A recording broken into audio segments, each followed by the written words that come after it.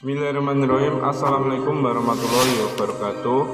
Pemirsa yang dirahmati Allah, marilah kita simak ceramah dari Buya Syakur Yasin dengan tema "Sudahkah kamu bersyukur?".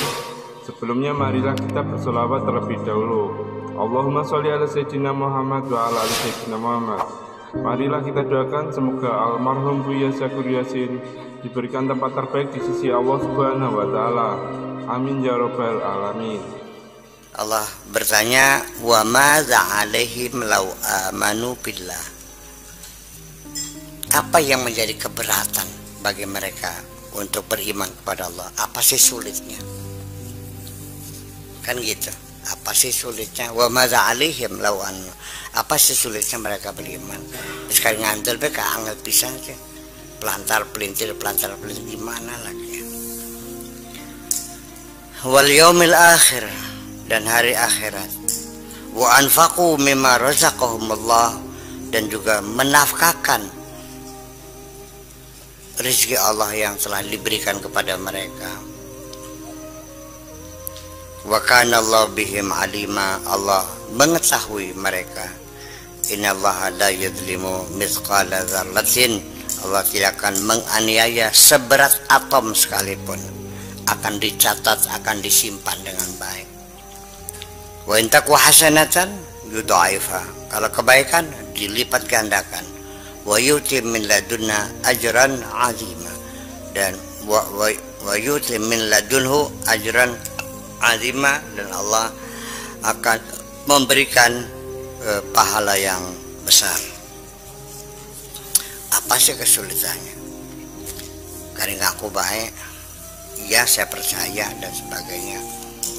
Nah, ini di pertanyaan demikian memang kita seringkali keberatan untuk menyatakan sesuatu yang sesungguhnya, menyangkut harga diri, keras kepala, atau mungkin karena kesombongan, atau juga mungkin karena minder. Ini banyak sekali nih. Atau juga nanggung gayanya. Orang tidak mau mengaku itu kan macam-macam, nanggung gayanya, mungkin minder, mungkin tidak paham, mungkin karena harga diri, mungkin karena kepentingan. Ini banyak banget. Dan bagaimana begini, yang menjadi inti bagi saya begini ya. Kalau masalah percaya Tuhan, saya kira semua orang mengatakan percaya Tuhan, terlepas Tuhannya apapun, yang penting bertuhan. Tapi ini setelah engkau percaya bahwa Allah Tuhanmu, yang paling penting ingin saya kemukakan di sini, selama ini kamu ngerasa dikasih makan oleh Allah enggak? Enggak. Selama ini engkau mendapatkan rezeki berlimpah ruah, bisa beli rumah, beli mobil, siapa yang ngasih? Ya usaha sendiri. Kenapa kita tidak lanjutkan setelah percaya ya Tuhan dan Dia adalah yang memberi rezeki, kita akui semuanya. Saya kira kalau orang sadar bahwa ini adalah pemberian Allah, saya kira pasti nggak bakal medit kok. Ya, sebabnya medit itu karena dia tidak merasa diberi oleh Allah. Percaya nggak? Kalau kamu sadar bahwa saya ngasih uang kamu setiap hari, ya kan? Tinggal di sini, dapat fasilitas, dapat makan, listrik gratis, makan gratis, rumah gratis, air gratis, kan gitu. Kemudian tiap bulan saya kasih 10 juta. Ya kan gitu. Mungkin enggak anak saya lagi susah kamu tidak mau menolongnya? Nggak mungkin dong. Iya. Sebabnya orang medit itu, sebabnya orang kikir itu karena dia tidak merasa diberi oleh Allah. Semakin orang merasa mendapatkannya susah payah, meditnya semakin gede. Percaya nggak? Ya. Ini hasil keringatku, banting tulang, peras keringat, awan jadi bengi, bengi jadi, endas jadi sikil, sikil jadi, banting tulang, peras, tepar sih lah keringatnya. Itu kan kalimat-kalimat pengingkaran. Ya kenapa demikian? Ya karena selama ini Anda tidak pernah melihat tangan Allah menjulur ngasih duit. Yang kamu lihat adalah mega jadi beku, turun jadi hujan, lalu tumbuh. Ya kan, pohonnya, mangganya tumbuh, keluar buah, padinya tumbuh, matahari memancarkan sinarnya, memberi energi, angin berhembus. Itu semuanya tidak pernah kamu syukur dan tidak merasa sebagai pemberian Allah. Jadi ya percaya Allah itu yang paling substantif di sisi mana? Di sisi rizki sebetulnya. Iya. Rizki mana yang terbesar? Rizki diberi kesempatan untuk hadir di dunia ini. Ya. Bersyukur atas kehadiranmu. Ini artinya syukurul wujud. Mensyukuri kamu diwujudkan, diciptakan di dunia ini. Iya. Jadi nggak tahu lah. Yang paling penting itu. Kalau masalah yang lain-lainnya ya yang penting itu rezeki diberi kesehatan, diberi jodoh, diberi rumah, diberi ini, diberi semua itu. Wa in ta'uddu ni'matallah la tuhsuha. Kalau kamu membilang nikmat Allah tidak akan terbilang. Segitu banyaknya tidak ada yang kelihatan. Semuanya gelap gulita. Aneh, bin ajaib gitu. Tiap hari ngaji, tapi nggak ngerti-ngerti.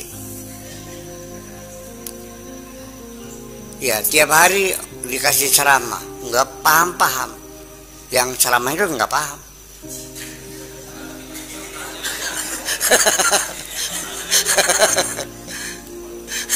Gimana? Iya. Jadi itulah sebabnya, karena orang tidak paham menjelaskan sesuatu yang tidak paham itu. Yang mendengarkannya semakin tidak paham. Beduk. Ngerti beduk? Pas-pasan lah gitu. Begini, gimana sih menumbuhkan perasaan, kesadaran bahwa Allah memberi rezeki kepada kita. Ya. Jadi selama ini ya hujan ya dianggapnya turun sendiri, air mengalir sendiri, paru-paru ya kebanggapan sendiri, jantungnya berdegup sendiri, darah mengalir sendiri, mata ngantuk tidur sendiri, setelah kenyang ya bangun sendiri, lalu beol juga kotoran keluar sendiri, begitu panas udara ongkep ya keluar keringat sendiri. Jadi artinya Allah tidak pernah hadir kok di dalam hati manusia itu. Iya. Tetapi anehnya ketika sedang tenggelam di lautan ombak besar baru menjerit Allah. Ya, begitu selamat ke pinggir ya murtad lagi. Ya itu kan begitu. Kalau sedang sakit mah ya udah, kalau sudah dokter angkat tangan, wah kayak datang ke dukun-dukun ke kiai. Pokoknya berapapun harganya aku pengen sembuh. Iya. Suruh baca istighfar 10.000 kali di kerjaan semuanya. Setelah sembuh, ya lupa lagi. Seperti itulah manusia. Dan itu juga mungkin termasuk kita ini seperti itu. Aja mungkin ya. Dia bilang ya aja gitu. Ya kamu baru sadar punya Tuhan tuh ketika utang di bank dan kejar-kejar. Rumah sawah yang diagungkan sudah terancam akan disita. Istri sudah minta cerai. Anak masuk penjara karena narkoba. Mertua sudah melotot aja matanya. Baru menjerit minta tolong sama Allah. Ya. Nyungsep di istana Gunung Jati itu. Sehari sembahyangnya 400 kali. Oh, sujud Allah. Sampai batu kelecet kabeh. Iya. Ya. Baca Quran lagi, sembahyang lagi, nangis lagi gitu. Dikabulkan, selesai. Ya begitu utang selesai semuanya, ya sombong lagi. Ya kenapa? Kenapa seperti itu? Ya karena persoalannya ya ingat Allah itu nggak bisa sekali-kali, harus selalu. Nggak bisa sekali-kali. Begitu saat kamu lupa, disambar sama setan otak kamu. Makanya alladzina yadhkuruna Allaha katsira. Uzkurullaha katsira. Katsira itu bukan banyak, selalu maksudnya. Kalau banyak kan berapa kali? Ya, katsiranya bukan banyak, tapi selalu ingat gitu. Kita mencoba minum, baca bismillah enggak? Mohon izin ya Allah, gitu kan gitu. Mau ngerokok bismillah enggak?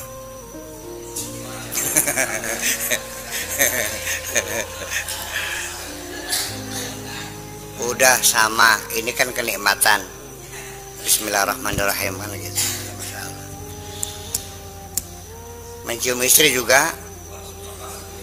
Oke. Nikmat enggak? Baca bismillah enggak? Enggak kan? Ya itulah masalah.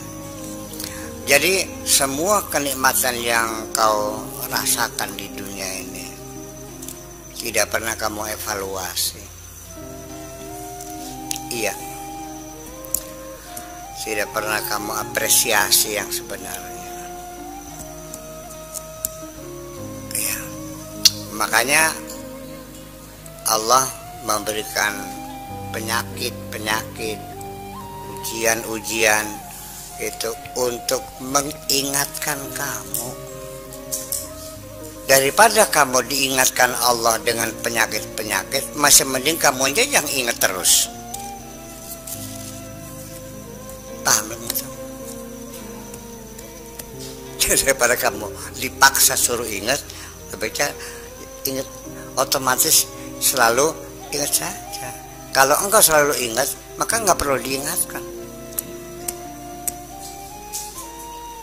Paham nih? Catat. Kalau engkau selalu ingat, maka Allah tidak perlu memperingatkan kamu kan.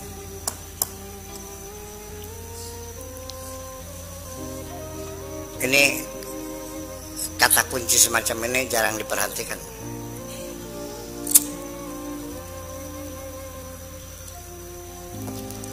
Karena kelihatannya sangat mudah. Kelihatannya sangat mudah.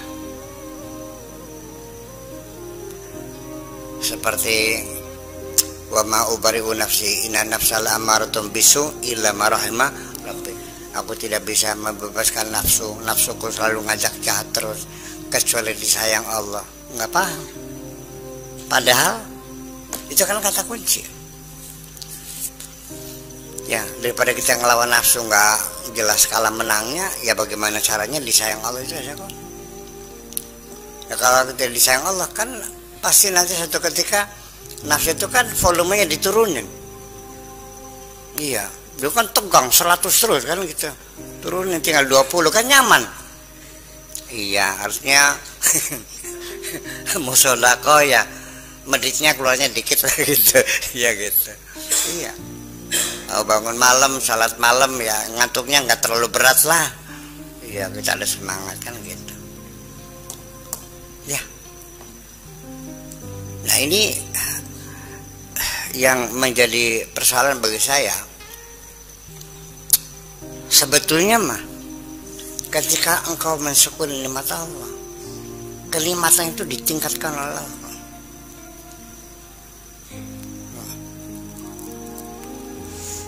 Daripada engkau merasa hasil jerih payahku, ya, kadar kenikmatannya adalah lebih tinggi jauh daripada merasa engkau diberi oleh Allah itu. Ya, memang orang dapat harta karena jerih payah itu memang kadar kenikmatannya lebih tinggi dari orang dapat harta ujug-ujug. Tahu ujug-ujug? Dapat warisan. Ya kan gitu. Dapat lotre. Gitu. Itu pasti orang yang mendapatkan uang setelah bekerja keras akan lebih banyak menikmatinya. Ada rasa bangga, rasa senang kan gitu, daripada dengan mudah. Nah, lebih tinggi lagi ketika engkau merasakan diberi oleh Allah. Kenapa demikian? Karena bersyukur kepada Allah ini artinya kita evaluasi, apresiasi, membangun kesadaran total akan kebaikan-kebaikan Allah itu. Sehingga di tengah kita sedang bersyukur, itulah puncak kebahagiaan sesungguhnya adalah pada saat kita bersyukur.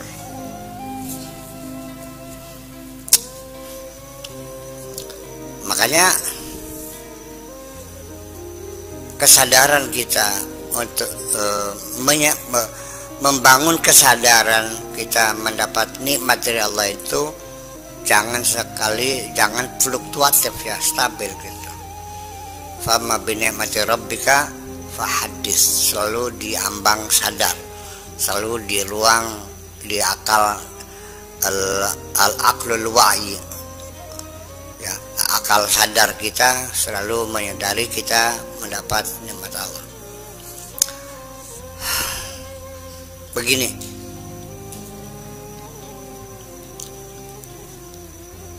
makan sate enak nggak? Apa bedanya makan sate, lagi makan sate pas lampunya mati? Makan sate dengan makan sate lampunya terang, ada bedanya nggak? Enak mana? Kenapa?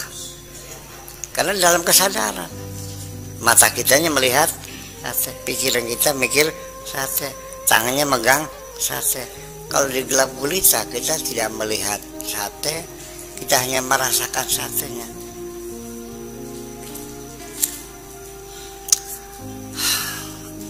Itu satu.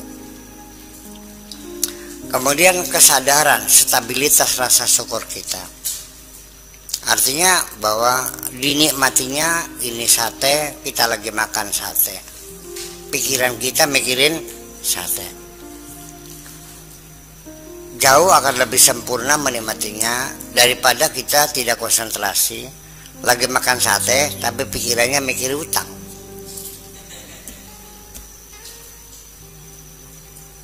Lagi makan sate tapi lagi mikirin istri, lagi purik, lagi pundung.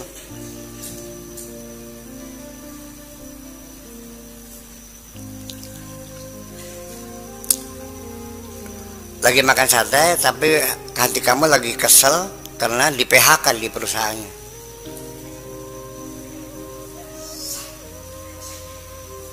Hilang kenikmatan makan sate ketika kondisi psikologis kamu lagi dalam keadaan kecewa di PHK. Anda tidak akan merasakan nikmatnya sate ketika pikiran Anda mikirin utang. Betul nggak? Sudah, itu satu sisi.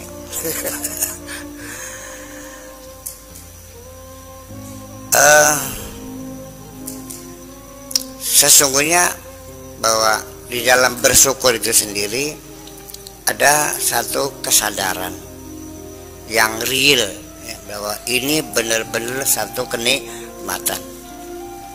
Karena kalau kita tidak menyadarinya atau juga tidak tersugesti oleh pikiran kita sendiri, itu akan berbeda. Contoh gini, suatu ketika saya minta rokok sama teman, rokok gudang garam merah. Saya rokok, saya merasakan merokok gudang garam merah itu.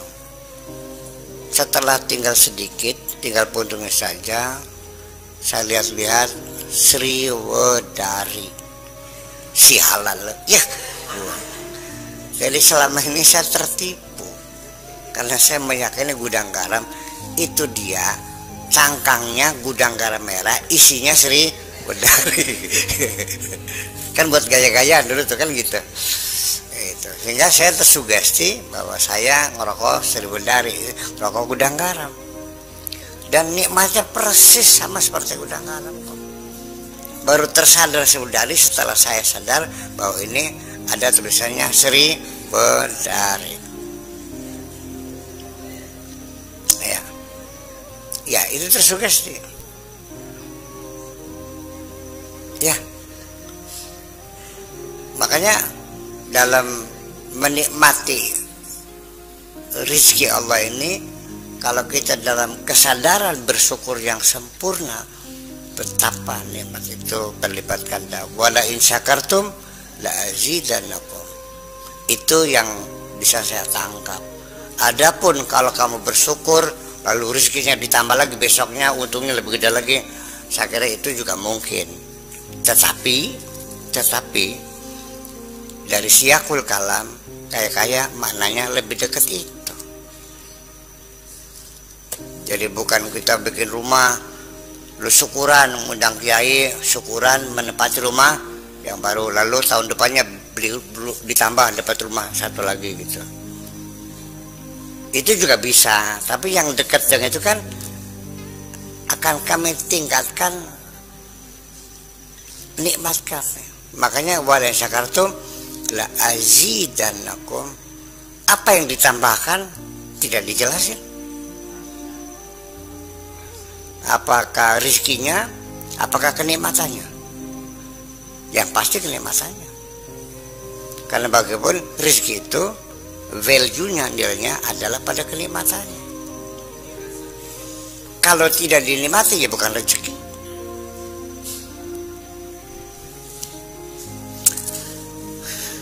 Yang namanya rezeki itu yang masuk ke dalam perut kita ini. Kalau sudah mulut terbuka lalu mau dimasuk dalam mulut tiba-tiba jatuh, berarti itu bukan rezeki kamu. Pernah nggak lagi makan terjatuh? Ya itu berarti bukan rezeki kamu yang masuk itu. Pak Edi punya mobil berapa? Yang diduduki kursinya berapa? Jadi yang rezekinya Pak Edi mana? Yang satu itu. Yang lain mah rezekinya orang, rezekinya saya. Masuk, ya kan? Iya. Malah saya tinggal makannya aja. Yang lepas kan Pak Edi. Ganti oli. Iya kan? Jadi seperti itulah kira-kira, bahwa puncak kenikmatan itu adalah pada saat kita mensyukuri nikmat itu. Itu satu. Dan kemudian ibadah, puncak ibadah adalah ibadah itu syukur. Kenapa? Karena dibalik Allah memberikan sesuatu itu, yang diminta oleh Allah kita mensyukurinya, ya. Bukan mengembalikan kebaikan itu pada Allah. Allah nggak butuh kok, Allah ngasih aja. Allah tidak mengharapkan kembalian kok, enggak. Ya. Jadi yang diharapkan Allah itu adalah penghargaanmu kepada sang pemberi.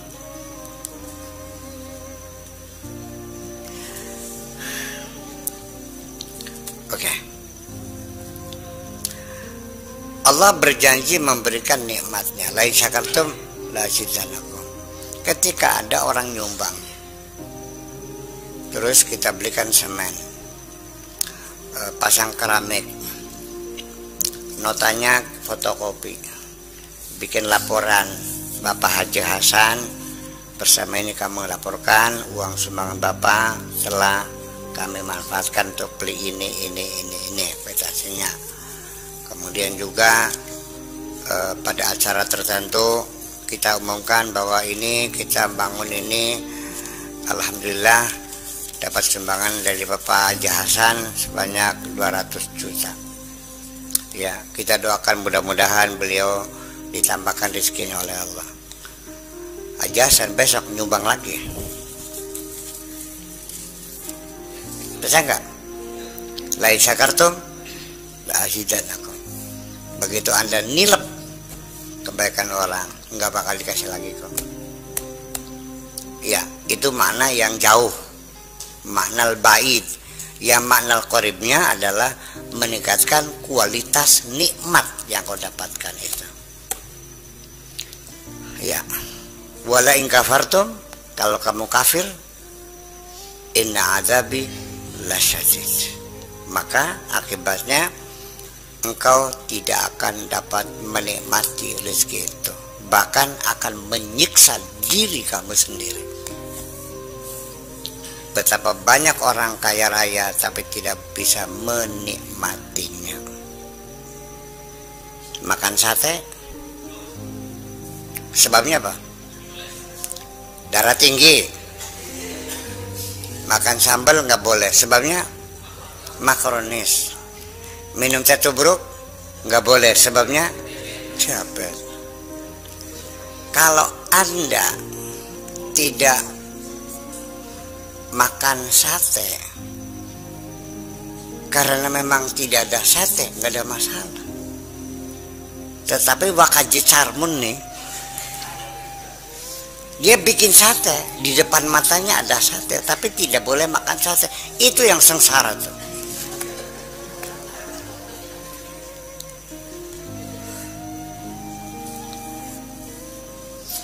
Jadi masih mending beli delengnya, timbang deleng bloling emah.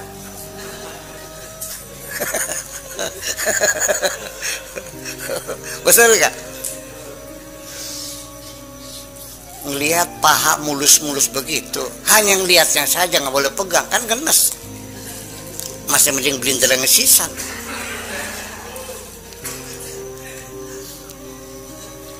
Itu juga merupakan penyiksaan, tersiksa. Air liur kita berhamburan nggak karu-karuan setelah makan sate, hanya nelan ludahnya aja. Enak temen sate lihat. Ya tapi nggak boleh makan. Ya itu kira-kira begitulah cara kita menafsirkan. Kira-kira akurasinya ada kan gitu. Karena kenapa ya, karena banyak sekali kita melihat, saya kan sering syukuran menempati rumah baru, saya diundang kan, saya ceramah. 3 bulan kemudian mendengar berita rumahnya kebakaran. Katanya lain syakartum la azidanakum. Malah dibakar. Berapa banyak saya menceramah untuk walimatul ars, syukuran pernikahan. Ternyata 6 bulan kemudian bercerai lagi. Jadi gimana? Ya itulah makanya kita artikan secara yang lebih makna yang dekat, jadi kadar kenikmatannya akan ditambahkan karena kita bersyukur. Karena bagaimanapun syukur itu adalah suatu kesadaran yang tinggi, apresiasi terhadap kenikmatan itu sendiri. Seorang dokter ahli gizi, ahli nutrisi, makan apel. Dalam kesadarannya, apel itu ada vitamin ini, vitamin itu, vitamin ini, vitamin itu. Makan apel. Man kadim, orang bodoh, buta huruf, makan apel. Tidak tahu vitamin ini, tidak tahu, nggak tahu, pokoknya enak, manis. Kadar kenikmatan yang dirasakan oleh dokter ahli nutrisi makan apel dengan man kadim yang tidak tahu, mana yang lebih berkualitas?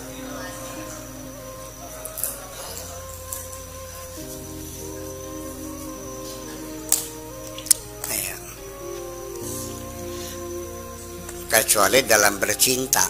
Makin goblok makin enak. Guyon. Iya, cinta dungu namanya. Setelah selesai, tadi siapa? Nggak tahu. Namanya nggak tahu. Nggak tahu. Yang masih sadar, susuknya nggak ada kembaliannya katanya. Itu cinta bodoh. Iya, seperti itulah kira-kira manusia. Jadi bahwa kita harus memahami seperti itulah kira-kira. Jadi kita juga usah mikir agama jauh-jauh dah. Cobalah kita lebih banyak introspeksi aja kok. Persoalan halal haram saya kira nggak usah belajar lagi, udah jelas kok. Al halalu bayyinun wal haramu udah jelas ya. Sampai berapa dikorek-korek jelas ya. Paceng blutung ninjaba karimu pulih baju gampang bisa. Ya berhamburan di depan kita tinggal ambil aja. Kalau hal-hal mah jelas kok, nggak perlu kecerdasan kok ya. Tapi hati itulah yang perlu dibimbing ini semuanya, iya kan? Kalau tanpa ada bimbingan hati ya kita menjadi solid.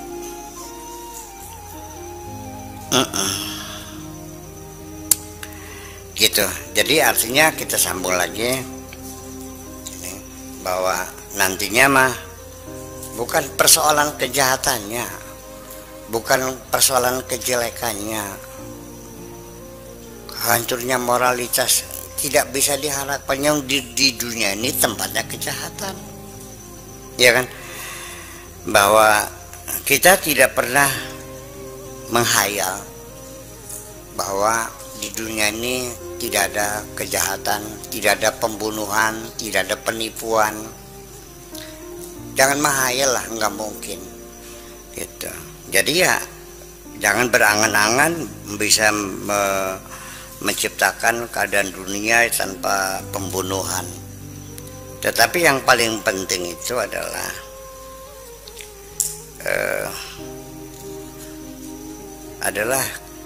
keadaan di dunia gitu, yang tidak mungkin kita mentolerir. Pembunuhan terjadi nggak ada masalah. Yang kita tolak adalah ketika terjadi pembunuhan tapi beralasan, alasan apapun. Inilah alasan-alasan pembenaran yang kita tolak, bukan kejahatannya, tapi alasan pembenaran terhadap berlangsungnya kejahatan. Itu yang berbahaya, ya kan? Ya. Ini masalah norma semacam itu. Ini kan sekarang kan begitu. Jadi ya saya kira apakah pencurian, korupsi dan sebagainya, penipuan, pengkhianatan, ya. Jadi ya begini, ketika ada lelaki berselingkuh,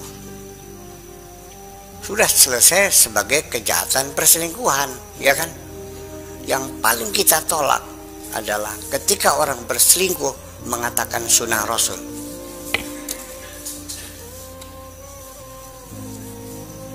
Tulis dong. Iya, pembenarannya yang itu pembenarannya ini. Maksudnya sunnah nafsu gitu, yang sunnah Rasul lagi.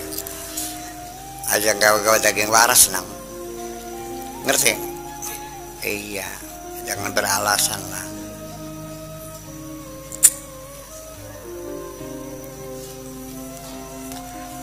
Masih mending gak jujur, nafsu saya gede, birahi saya nggak bisa terkendali, saya ini orang hiperseksual, kan gitu aja, terus terang aja. Nggak cukup dengan satu perempuan, jadi saya harus perlu jajan tiap hari gitu.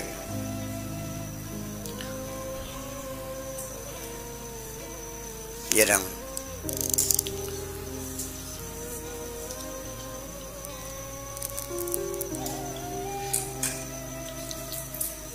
Udah. cocok itu. Dan nanti di penghujungnya sekali lagi persoalan duit, medit, loman, dermawan. Kita bicara tentang nilai, tentang moral, bicara tentang apalagi kedermawanan, bicara tentang keimanan, akidah. Miskin aja deh. Ketika kita ini berbicara tentang harta, tentang duit. Kalau kita bicara tentang duit, percayalah, semua manusia ini agamanya sama kok. Kalau kita bicara duit, manusia selalunya agamanya sama kok. Tidak akan ada yang berbeda. Iya, satu mazhab lah. Kalau kita bicara duit, pasti satu mazhab dah. Kalau bicara cinta mungkin berbeda pendapat, ya kan? Nasionalisme berbeda pendapat. Nah, tapi kalau bicara duit, satu mazhab semuanya.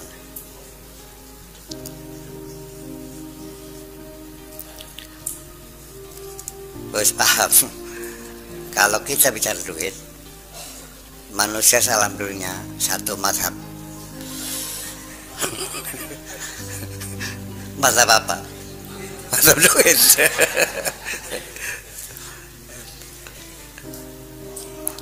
Ini. Jadi ketika kita berbicara apapun dengan siapapun, dimanapun dan kapanpun, sebaiknya inilah, kita nggak usah membuka perdebatan. Sekarang ini debat ini nggak ada artinya kok. Ya. Jadi kita menghindar saja dari perdebatan. Kafir kamu, ya udah terima kasih. Murtad, iya terima kasih. Bid'ah, kullu bid'atin dolalah, wa kullu dolalatin finnar, ya wis terima kasih. Tinggal pergi aja. Mau kemana? Mau berak. Ya, saya percuma. Segudang sekalipun dalil kamu bawa, tetap perdebatan itu tidak pernah menghasilkan yang baik. Jadi ujung-ujungnya kalau kamu debat lawan dalil malah semakin seru nanti, dan tidak ada ujung pangkalnya. Akhirnya gebrak-gebrakan sampai jotos-jotosan. Jadi artinya bahwa sebaiknya ya perdebatan ini, debat ini ibaratnya seperti pistol gitu. Jadi ya disimpan di rumah aja lah, nggak usah dibawa-bawa. Perdebatan ini seperti pistol, disimpan aja di rumah, nggak usah dibawa-bawa. Gitu. Jadi kalau orang berdebat, ayo kita debat. Aduh punten, pistolnya ketinggalan di rumah. Iya. Orang debat juga kadang-kadang tega-tegaan sih.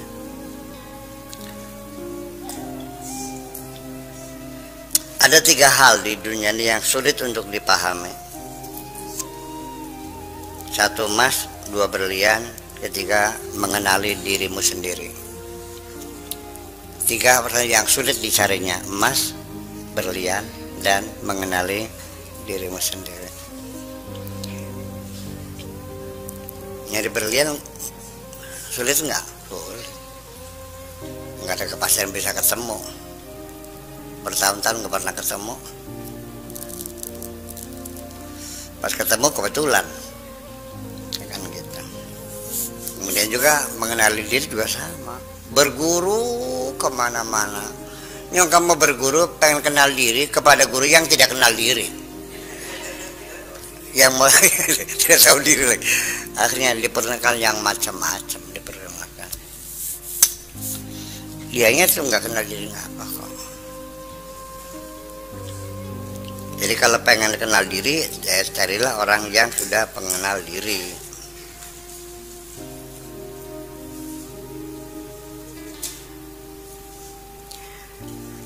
Walau bagaimanapun kalau kamu masih sering melakukan kesalahan, ya sudah, kamu yakini kamu manusia. Kalau kamu masih salah, berarti kamu masih manusia.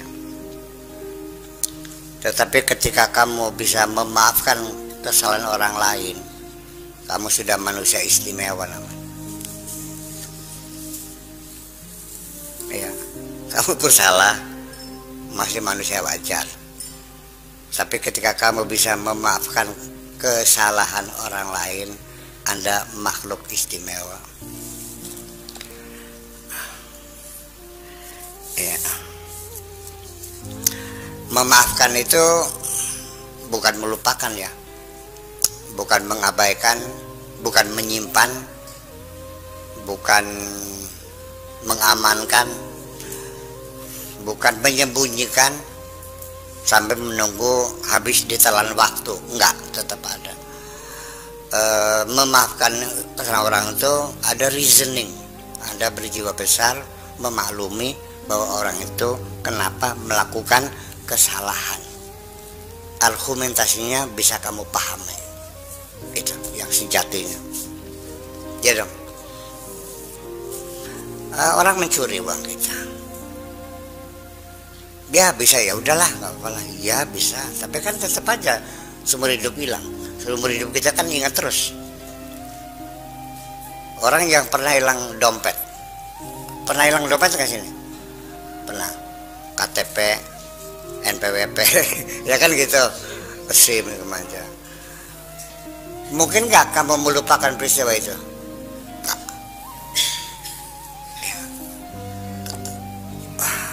Tetapi ketika kamu tahu bahwa orang yang mencuri uang kamu itu karena terpaksa untuk beli obat anaknya kalau tidak bisa mati, paham nggak? Ya udahlah, wes pangapuran baik. Iya. Atau kamu orang melakukan kesalahan, setelah kamu selidiki, dasar baca goblok kan, kamu dipaham kan? Ya wes. Ya, tapi kalau ketahuan ada kesengajaan untuk menjahati kamu, itu sulit. Betul nggak? Nah, nanti kalau yang itu kasusnya, nah itu perlu mursyid. Iya, ya, perlu mursyid khusus bagaimana bisa melupakan kejahatan orang yang disengaja. Seperti Nabi tidak dendam kepada Abu Sufyan, ya kan? Yang berulang-ulang ingin membunuh Nabi, tapi begitu kota Mekah dikuasai, dia bebaskan semuanya. Hari ini kamu bebas, silakan pulang. La tasriba alaikumul yaum. Itu Nabi Muhammad adalah manusia istimewa. Itu bersalah. Wes paham?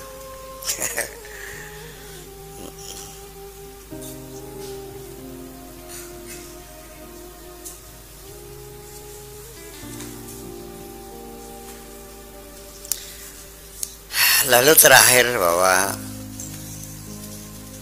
kemiskinan itu bukan kesalahan ya.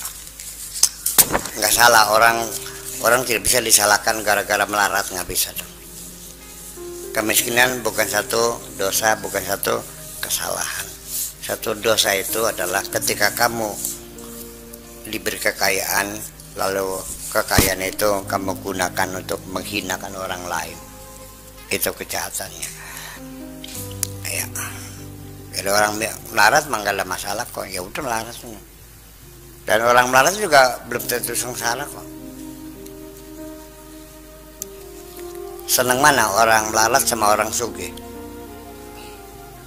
Benar. Ada nggak orang yang rumahnya gedong tapi setiap malam dia merintih kesakitan? Ada nggak orang di rumah gubuk tapi setiap malam dia tertawa terbahak-bahak?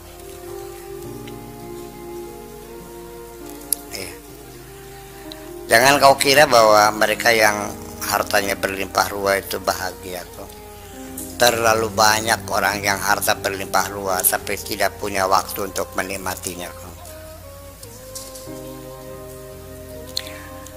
Terlebih menderita lagi, harta berlimpah ruah tapi dia tidak boleh menikmatinya. Kayak siapa? Wakaji Carmon. Makan sate nggak boleh, makan sambal nggak boleh, makan tubruk, minum tubruk nggak boleh. Ya, ya. Istrinya cantik, tapi dia tidak bisa menikmatinya. Biar punya istri cantik jelita, tapi kamu tidak bisa menikmatinya. Atau yang sedang-sedang aja, tapi kamu bisa menikmatinya. Itu jadi persoalan. Jadi ginilah, di ujungnya mah kita harus berpikir ulang lagi. Ini paradigma yang dibangun oleh kemanusiaan dalam sepanjang sejarah manusia. Ternyata terlalu banyak paradigma palsu semuanya. Ya, itu hanya fata morgana aja kok. Ya, kebahagiaan bukan di rumah, bukan di mobil, bukan di gelang, bukan di kalung. Kebahagiaan adanya di dalam hatimu sendiri. Apakah engkau bersyukur atau tidak bersyukur? Itu aja. Ya, assalamualaikum.